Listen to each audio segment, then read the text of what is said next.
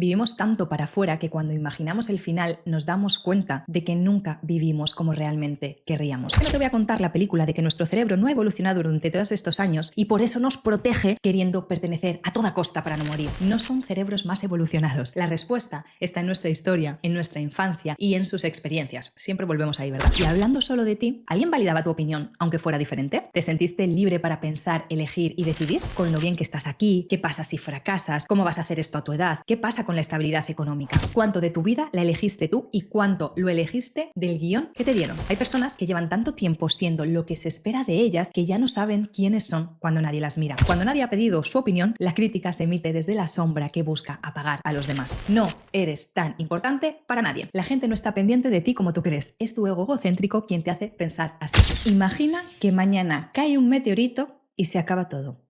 ¿De qué te arrepentirías? Quiero que pongas el episodio en pausa y lo pienses de verdad antes de seguir escuchando. ¿Ya lo tienes?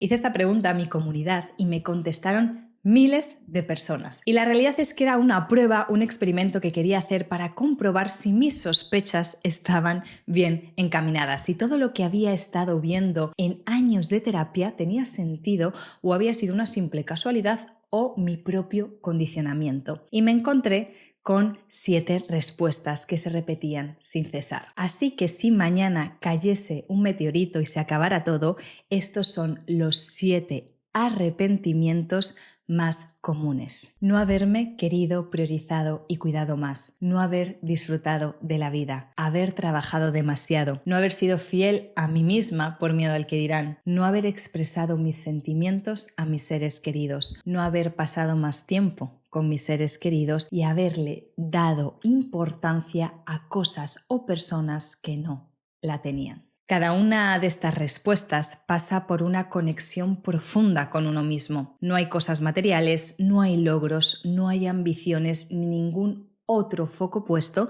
en lo que piensen, digan o vean los demás. Sin embargo, seguimos viviendo desde ahí. Cuando dice la pregunta al principio, ¿en qué pensaste? ¿De qué te arrepentirías tú? Si te apetece, cuéntame en los comentarios si tu arrepentimiento tiene que ver con alguno de estos 7 puntos. Vivimos tanto para afuera que cuando imaginamos el final nos damos cuenta de que nunca vivimos como realmente querríamos. Porque no me atreví a hacer lo que tanto quería, porque no dije lo que realmente sentía, porque no prioricé lo realmente importante.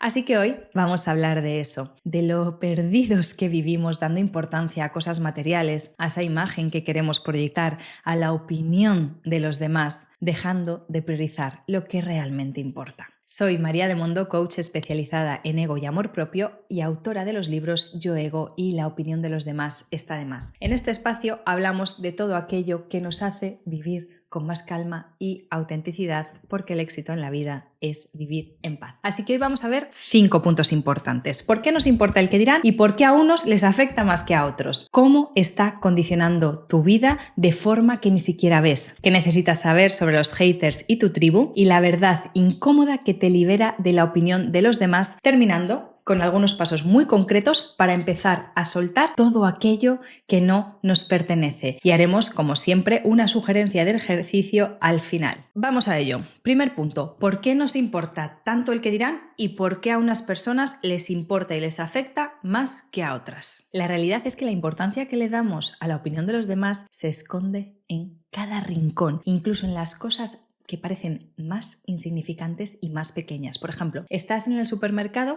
y llevas el carrito hasta arriba y en la cola para pagar hay una señora que está mirando tu carro. Y de repente te sorprendes pensando, ¿qué estará pensando esta persona? O a lo mejor publicas una foto en Instagram, pasan 3 horas y solo tiene 10 likes. Entonces empiezas a rayarte y a pensar qué es lo que has hecho mal, que a lo mejor el contenido no es tan bueno, que quizá deberías borrarla. Entonces decides quitarte el recuento de likes para que nadie más lo vea. Esto siempre me ha sorprendido un montón porque tú vas a poder seguir viendo tus likes, pero los demás no. Entonces, cuando una persona se quita el recuento de likes, simplemente no está queriendo que los demás vean cuántos me gustas ha recibido. O sea, imaginaros la magnitud de la importancia y del peso que le damos al qué dirán, a la opinión de los demás, como si además nos estuviesen continuamente analizando, juzgando y observando. Y no solo eso, al final, cuando ves que una persona se quinta el recuento de likes, sabes de sobra que es porque ha tenido pocos likes. Por eso nunca le he visto el sentido. Pero bueno, sigo. Piensa en la persona que a lo mejor estás conociendo, que te gusta y te va a presentar a su familia y a sus amigos, y estás 3 días con el run run de qué te vas a poner, de qué vas a hablar, qué imagen puedes proyectar, cómo puedes caerles bien. Oye, ¿y qué pasa si te comparan con su expareja? O a lo mejor vas a una boda y pasas 10 minutos delante del armario cambiándote de ropa, y no porque no sepas qué ponerte, sino porque estás pensando en lo que va a pensar tal o cual persona cuando te vea. Creo que casi nadie se escapa de esto, aunque sean microinstantes en chorradas que no deberían importarnos, como son estos ejemplos, pero ahí está. ¿Qué pasa? Que sí, los humanos somos seres sociales por naturaleza, sobrevivimos, al menos la mayoría de nosotros, gracias a estar en sociedad. Yo seguro, porque no me quiero imaginar irme a una isla desierta y tener que sobrevivir cobijo, alimentación, entretenimiento, que no me vuelva loca. Al final, los seres humanos prosperamos, evolucionamos, nos desarrollamos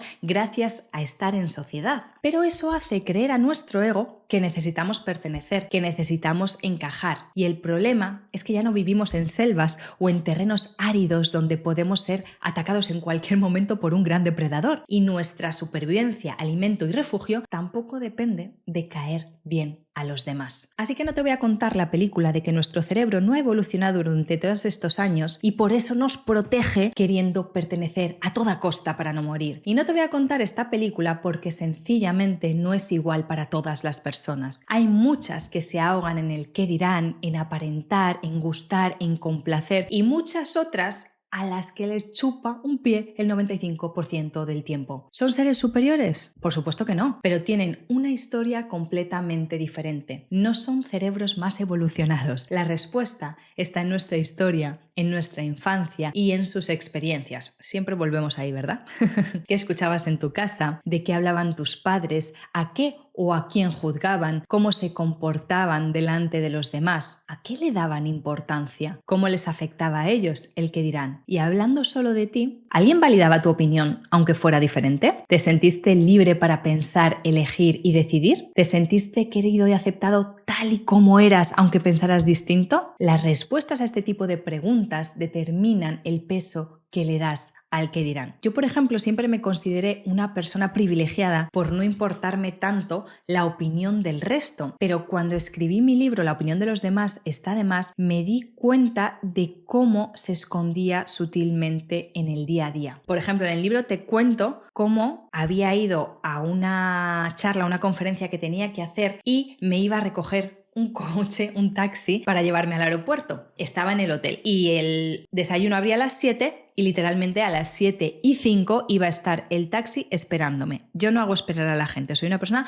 tremendamente puntual, ¿vale? Entonces tenía 5 minutos para desayunar y añado que para mí el desayuno es una comida muy importante. Entonces, estaba la primera, esperando 10 minutos antes para que abriese, era un buffet, salí corriendo, me llené el plato de comida y cuando me senté y empecé a comer, me di cuenta de que era imposible que me terminara todo lo que había en el plato. E inconscientemente, ¿sabes lo que pensé? ¡Ah! Dios mío, ¿y qué va a pensar el camarero de haberme dejado tanta comida en el plato, de haber cogido tanto con tanta ansia? Y la realidad es que el camarero en ningún momento va a pensar en mí. La realidad es que el camarero solo está haciendo su trabajo, que es retirar y servir platos. La realidad es que el camarero va a atender a 200 personas y yo soy un punto, un grano de arena en su playa de ese día. Nadie está pensando en mí. El camarero no va a juzgar lo que he comido ni cuánto he comido. Y son en esos microsegundos o micromomentos del día a día donde nos damos cuenta de, aun pensando que no nos importa la opinión de los demás, estamos pendientes de estos detalles tan sutiles. Así que el qué dirán o la opinión de los demás no solo está en las grandes decisiones de la vida, de mi pareja, el trabajo, la imagen que proyecto, a veces está en ese camarero de hotel, en la dependienta de una tienda o en el vecino del quinto. Así que te pregunto, ¿cuándo fue la última vez que te sorprendiste pensando en lo que iba a pensar alguien de ti por algo tan pequeño? Si te apetece, compártelo en los comentarios y así lo vemos todos. Punto número 2. ¿Cómo te está perjudicando sin que lo veas? Ahora viene lo que más me importa que escuches hoy, porque el qué dirán no solo te hace pensar o no te hace pasar un mal rato cuando alguien te critica. Está moldeando tu vida entera sin que te des cuenta. ¿Y cómo lo hace? Pues vamos a ver 3 puntos principales, aunque hay muchos más. El primero es en las decisiones que tomas o que dejas de tomar. Hay personas que llevan 5, 10 años queriendo cambiar de trabajo y nunca dan el paso, que llevan años queriendo emprender algo y nunca arrancan,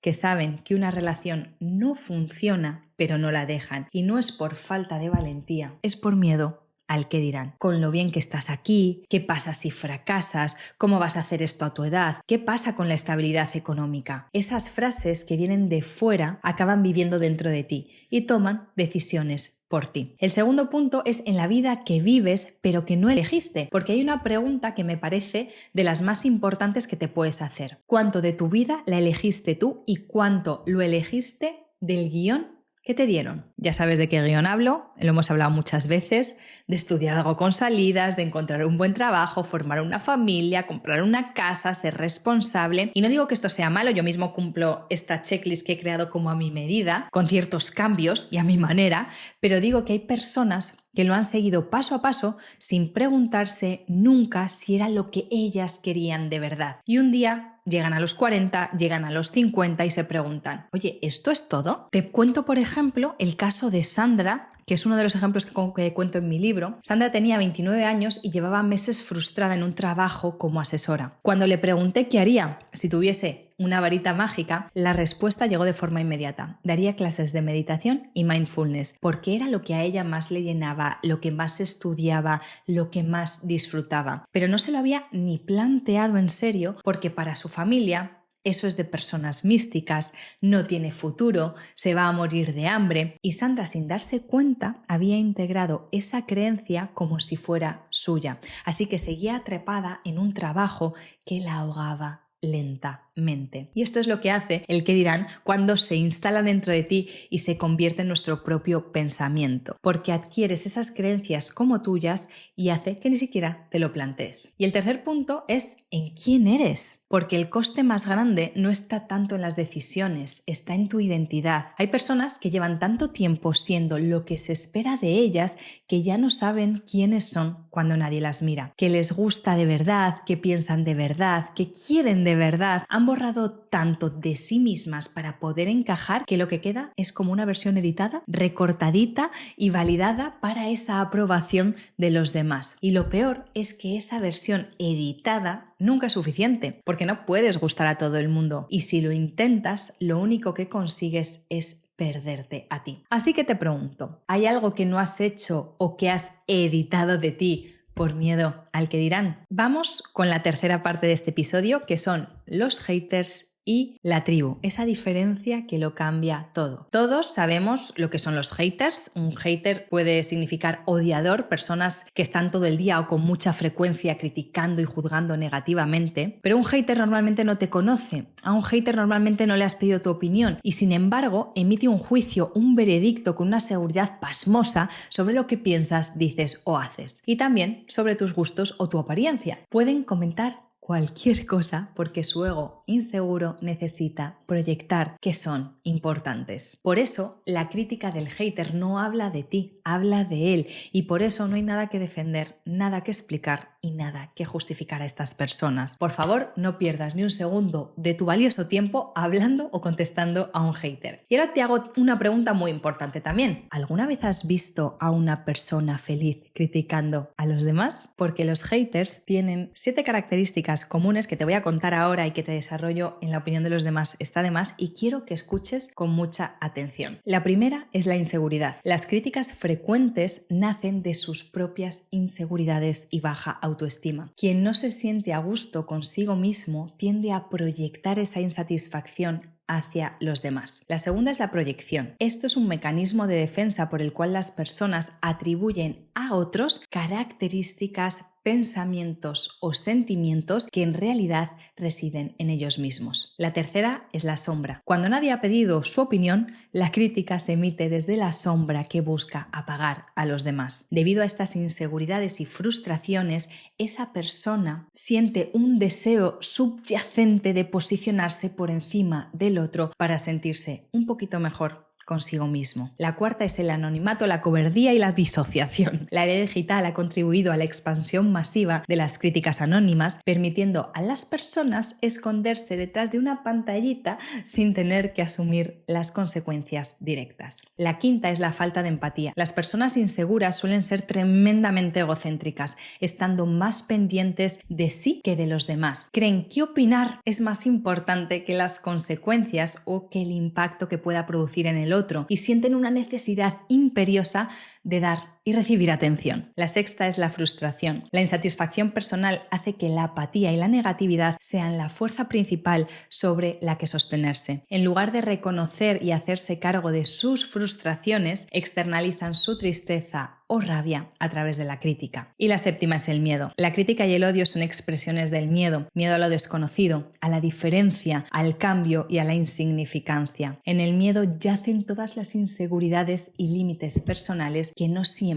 somos capaces de reconocer. Y lo contrario no es la valentía, es el amor. Y donde hay amor hay aceptación, empezando por la aceptación propia y extendiéndose a la de los demás. Y ante tanta gente desconectada de sí misma es importante que sepamos reconocer a nuestra tribu. Tu tribu son las personas que te conocen, te respetan y te quieren tal y como eres. Y a veces esas personas también te dicen cosas que no te gustan o que no quieres escuchar. La diferencia es el origen, desde dónde lo dicen. La crítica de tu tribu viene del amor, no del miedo. Viene de querer que crezcas, no de querer que te cuestiones o te machaques. Y generalmente va acompañada de algo más. De preguntarte cómo estás, de escucharte activamente, de estar cuando lo necesitas de verdad. Así que el test definitivo para hacer cuando te juzgan, cuando alguien te critique, hazte estas preguntas antes de responder o de reaccionar. ¿Esa persona me conoce de verdad? ¿Y hay algo de verdad en lo que dice que yo misma no quiero ver? Si la respuesta a la primera es un no, pasa, suelta, no hay nada más que hacer ahí. Y si la respuesta a la segunda es un sí, siéntate con eso, porque la crítica que más duele es casi siempre la que toca algo que ya sabes pero no has querido mirar, o aquella que toca un miedo o una inseguridad que todavía no has querido afrontar. Entonces, cuando una crítica nos duele mucho, tenemos que saber distinguir si nosotros también pensamos eso de nosotras inconscientemente o si realmente es algo que nunca nos hemos cuestionado y tenemos que sentarnos a tener nuestra propia evaluación. Yo siempre pongo ejemplos absurdos como que si alguien te dice que tienes el pelo azul y tú no tienes el pelo azul, te da exactamente igual que te diga qué feo es tu pelo azul, porque tú estás segura de que eso no es así. Tú estás segura de que no tienes el pelo azul y que no es feo. Sin embargo, si una crítica te duele mucho, quizá esté tocando un punto de dolor que conviene revisar. No porque sea verdad, ahí tienes que hacer el ejercicio, sino porque es algo que necesitas trabajar. Y ahora viene una de mis partes favoritas, que es el giro que tenemos que darle. Y quizá te pueda sonar un poco duro, pero es lo más liberador que te voy a decir hoy. No eres tan importante para nadie. La gente no está pendiente de ti como tú crees. Es tu ego egocéntrico quien te hace pensar así. ¿Y por qué? Porque tu ego vive en el centro de tu propio universo. Tú eres el protagonista de tu película y desde ahí asumes que también eres el protagonista de la película de los demás, pero no lo eres. Ellos también tienen su propia película y están demasiado ocupados siendo protagonistas de la suya. Esa persona que miraste en el supermercado y pensaste que te estaba juzgando, estaba probablemente pensando en lo que iba a cenar esa noche. El compañero de trabajo que crees que te está evaluando en cada reunión está pensando en su propia presentación. La familia que crees que habla de tus decisiones en Navidad lleva 5 minutos haciéndolo y después sigue con su vida. Y sí, habrá momentos en que la gente piense en ti y habrá momentos en que la gente opine, pero es mucho menos tiempo del que imaginas. Y cuando lo hacen, su opinión dice mucho más de ellos que de ti. Entonces aquí la pregunta es, ¿cuánta energía estás gastando en gestionar la opinión de las personas que en realidad apenas están pensando en ti? Recuerda este mantra que tantas veces hemos dicho, no eres tan importante. Cuéntame si te apetece, si te ha pasado alguna vez de angustiarte por cómo te vería alguien y luego darte cuenta de que esa persona ni siquiera se acordaba, ni siquiera pensó en ti. Y ahora vamos con la parte final, el ejercicio, cómo empezar a liberarte. Es sencillo, pero creo que es valioso si lo haces con honestidad. Coge un papel y un boli y escribe todas las cosas que no haces o que has dejado de hacer por miedo al que dirán. Pueden ser cosas grandes como cambios laborales, emprender, hablar de lo que realmente es importante para ti, o pueden ser cosas pequeñas. Decir lo que piensas en una conversación, publicar algo que tienes ganas de publicar, cambiar algo en tu vida, vestirte de determinada manera, perseguir un sueño o una ilusión, dejar algo que te pesa muchísimo y te elimina, atreverte a tener esa conversación pendiente, compartir cómo te sientes, mostrándote vulnerable. Y al lado de cada una escribe: ¿qué harías si supieras que nadie te va a juzgar? Y luego elige una sola cosa de esa lista, con una es suficiente, y hazla esta semana. Y esto no es para demostrar nada a nadie, ya lo sabes, sino para demostrártelo a ti y para poder ver con perspectiva en esta lista cómo estás dejando pasar tus miedos, tu esencia, tus deseos por el qué dirán, por la opinión de los demás, cómo estás dejando de priorizar, cómo estás dejando de vivir. No olvides la pregunta de: si mañana cayera un meteorito que acabase con todo, ¿de qué te arrepentirías? Porque la vida es ahora. Así que realmente la pregunta del meteorito no es una pregunta sobre la muerte, es una pregunta sobre la vida. No hay nadie que vaya a darte permiso para ser tú, nadie que apruebe tus decisiones al 100%, nadie cuyo visto bueno necesitas para empezar a vivir desde ti. Ninguna opinión externa puede hacerte tanto daño como traicionarte a ti misma. Eso lo escribí en el libro y lo mantengo y lo mantendré siempre. Así que si quieres trabajar más en profundidad, ¿por qué te afecta tanto? ¿Qué hay detrás? ¿Cómo salir de la necesidad de aprobación constante? ¿Cómo construir una autoestima que no dependa de los demás? ¿Cómo reconectar con tu verdadero ser? Todo esto lo desarrollo en mi libro La opinión de los demás está de más, que puedes encontrar en Amazon, en Mercado Libre o en librerías. Así que verás herramientas, historias y ejercicios para aplicarlo en tu día a día. Te voy a dejar también el enlace en la descripción por si quieres comprarlo ahora. Y si este episodio te ha hecho reflexionar, te ha hecho parar o te ha ayudado de alguna manera, dale a me gusta para que llegue a más personas. No olvides suscribirte al canal para no perderte ningún episodio y nos vemos la próxima semana. Nos escuchamos en el próximo episodio y recuerda que el éxito en la vida es estar en paz y para ello necesitas una buena dosis de amor propio y mantener el ego a raya. Hasta la próxima.